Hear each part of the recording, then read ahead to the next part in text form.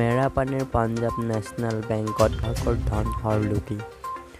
ৰহস্যজনকভাৱে গ্ৰাহকৰ একাউণ্টৰ পৰা কষ্ট উপাৰ্জনৰ ধন। পাঞ্জাৱ নেচনেল বেংকৰ মেৰাপানী শাখাত আপোনাৰ একাউণ্ট আছে নেকি?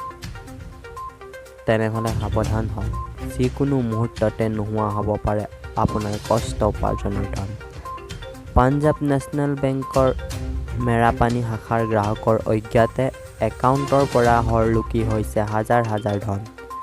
শেহতীয়াকৈ গোলাঘাট জিলাৰ ছাত্ৰ সন্থাৰ সভাপতি তথা পাঞ্জাৱ নেচনেল বেংক মেৰাপানী শাখাৰ গ্ৰাহক নিৰঞ্জন সোণোৱালৰ একাউণ্টৰ পৰা ৯৬,০০০ টকা হৰলুকি হোৱাৰ পাছতেই পোহৰলৈ আহিছে এটা ভয়ংকৰ তথ্য।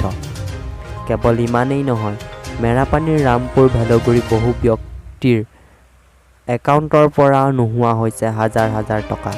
উল্লেখযোগ্য যে নিৰঞ্জন সোণোৱালৰ একাউণ্টৰ পৰা ৯৬,০০০ টকা নোহোৱা হোৱাত পাঞ্জাৱ নেচনেল বেংকৰ সৈতে যোগাযোগ কৰাত বেংকৰ শাখা পৰিচালক গৰাকীয়ে ঘটনাৰ তদন্তৰ সন্দৰ্ভত আশ্বাস দিয়ে যদিও সমগ্ৰ ঘটনাৰ ৰহস্যৰ আৱৰ্তত সোমাই পৰিছে। উক্ত ঘটনাত বেংক কৰ্তৃপক্ষ বা বেংকৰ কোনো কৰ্মচাৰী জড়িত থকা বুলি অভিযোগ উত্থাপন হৈছে। এই সম্পৰ্কত জিলাৰ ছাত্ৰ সন্থাৰ সভাপতি নিৰঞ্জন সোণোৱালে বেংক কৰ্তৃপক্ষত লিখিত অভিযোগ দাখিল কৰিছে।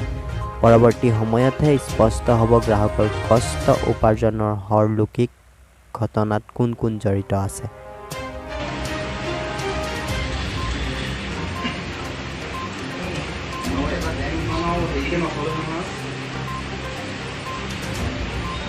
কাম চলি ৰাখোঁ যদি পাল্টি